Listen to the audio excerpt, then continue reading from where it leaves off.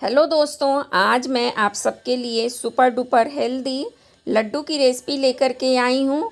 इस लड्डू को आप रोज़ एक खा लें, इससे आपकी बॉडी पूरे दिन एनर्जेटिक रहेगी। इससे ब्रेन हमारा पावरफुल होता है, साथ ही हड्डियों को मजबूत बनाता है। बस एक लड्डू ही यह पूरे बॉडी में कमाल करता है। यह इम्यून सिस्टम को स्ट्रॉन्ग करता है, साथ ही पाचन शक्ति को भी स्ट्रॉन्ग करता है। बस आपको रोज़ एक लड्डू खाना है।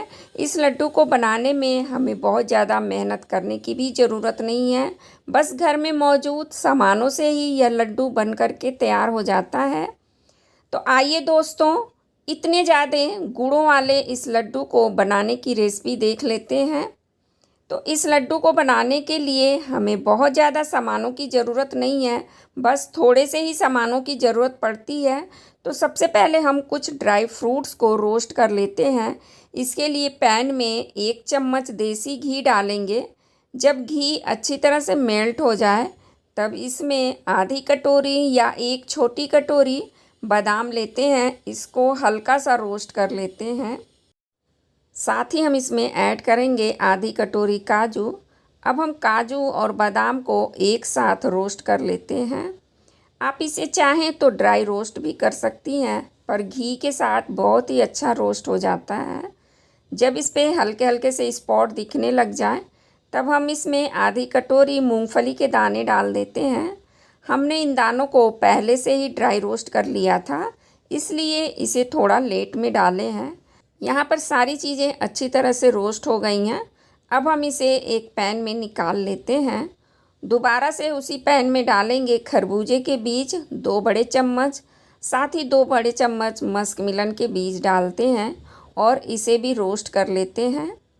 पैन में थोड़ा सा घी था, इसलिए हमने अलग से घी नहीं डाला है। दोनों चीज़ें बहुत ही जल्दी रोस्ट हो जाती हैं और इसमें आवाज़ आने लग जाती है। तभी इसमें हम डाल देंगे आधी कटोरी नारियल का बुरादा और इसे भी रोस्ट कर लेते हैं। मार्केट में यह आसानी से मिल जाता है, इसे डेसिकेटेड कोकोनट भी बोलते हैं। अब हमें सारी चीज़ों को अच्छी तरह से रोस्ट कर लेना होगा। तो यहाँ पर सारी चीज़ें अच्छी तरह से रोस्ट हो गई हैं। इसे हम एक प्लेट में निकाल लेते हैं। अब हम वापस से पैन को गैस पे रखेंगे और इसमें आधी कटोरी सफ़ेद तिल डालते हैं और इसे रोस्ट कर लेते हैं। हमें तिल को बिना घी के रोस्ट करना है, यानी कि इसे ड्राई रोस्ट करते हैं। तिल बहुत ही फ़ायदेमंद होता है, इसमें कैल्शियम और मैग्नीशियम पाया जाता है, जो कि हमारे बोन्स को बहुत ही ज़्यादा मजबूत बनाता है। इसमें फाइबर्स भी होते हैं, साथ ही यह एंटीऑक्सीडेंट्स होता है। इसके और भी बहुत सारे फ़ायदे हैं। थोड़ी ही देर में इसमें से चटर पटर की आवाज़ आने लगती है और यह लाइट ब्राउन कलर का हो जाता है, तो हमें समझ लेना चाहिए कि तिल हमारा अच्छी तरह से भुन गया है। अब हम गैस की फ्लेम को ऑफ़ कर देते हैं और इसे एक प्लेट में निकाल लेते हैं। अब हम वापस से पैन में 1 चम्मच देसी घी डालते हैं। घी के मेल्ट हो जाने पे इसमें मखाने डाल देते हैं। मखाने के भी बहुत सारे फ़ायदे हैं। इसमें कैल्शियम भरपूर मात्रा में पाया जाता है, साथ ही यह फाइबर युक्त होता है। पेट की समस्या में यह बहुत ही ज़्यादा फ़ायदेमंद होता है। यह वेट को लूज करने में भी बहुत ज़्यादा हेल्पफुल होता है। तो थोड़ी ही देर में हमारे मखाने अच्छी तरह से भून जाते हैं। भुने मखाने को उंगली के बीच इस तरह से जब प्रेस करेंगे तो यह छोटे छोटे टुकड़ों में हो जाता है, यानी कि हमारे मखाने अच्छी तरह से भून गए हैं। अब हम इसे भी एक प्लेट में निकाल लेते हैं। अब हम भुने हुए सारी चीज़ों को ठंडा होने देते हैं। यहाँ पर हमारे भुने हुए सारे ड्राई फ्रूट्स ठंडे हो गए थे, तो अब हम इसे मिक्सी के जार में डाल देते हैं और इसे कोर्सली ग्राइंड कर लेंगे। यह सारे ड्राई फ्रूट्स बहुत ज़्यादा थे, तो हम इसे थोड़ा थोड़ा करके ग्राइंड कर रहे हैं। आप देख सकती हैं फ्रेंड्स, हमने इसे कोर्सली ग्राइंड किया है, हमें इसका पाउडर नहीं बनाना है। तो थोड़ा थोड़ा करके हमने सारी चीज़ों को कोर्सली ग्राइंड कर लिया है। हमने जितने भी ड्राई फ्रूट्स यूज किए हैं, उन सारे ड्राई फ्रूट्स के हमारे बॉडी में बहुत सारे फ़ायदे हैं। अगर आपके पास 1-2 ड्राई फ्रूट्स ना हो या इसमें से कोई भी चीज़ अगर अवेलेबल ना हो, तो आप उसे स्किप कर सकते हैं। उसके बिना भी लड्डू हमारे टेस्टी बनेंगे। मिठास के लिए हमने यहाँ पर डेट्स लिया है, इसके बीज को हमने हटा दिया है।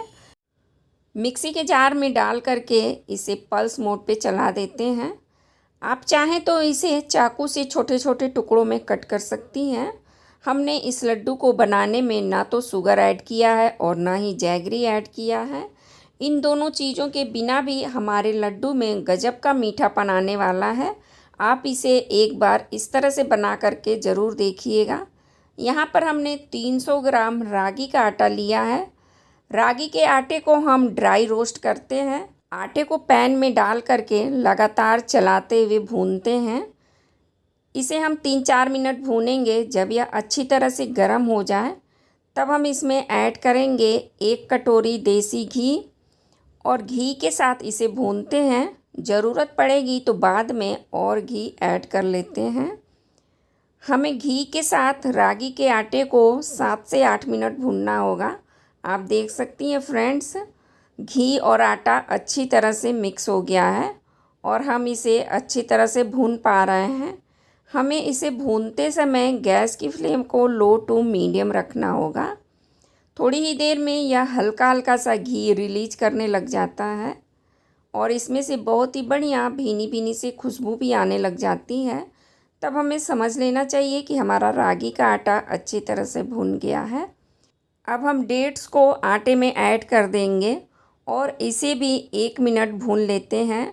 यहाँ पर हमें गैस की फ्लेम को बिल्कुल लो कर देना होगा और इसे भून लेंगे।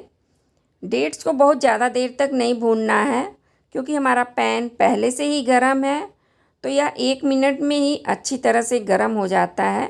गैस की फ्लेम को ऑफ़ कर देते हैं और इसे धीरे धीरे अच्छी तरह से आटे में मिक्स कर लेते हैं। हमने डेट्स को आटे में अच्छी तरह से मिक्स कर लिया है। अब इस तैयार मिश्रण को हम पहले से कोर्सली ग्राइंड किए हुए ड्राई फ्रूट्स में ऐड कर देते हैं। अभी यह सारी चीज़ें बहुत ज़्यादा गर्म है तो हम इसे हाथ से नहीं छुएंगे। 1 चम्मच ऐड करेंगे इलायची पाउडर, इससे हमारे लड्डू में बढ़िया सी खुशबू आएगी।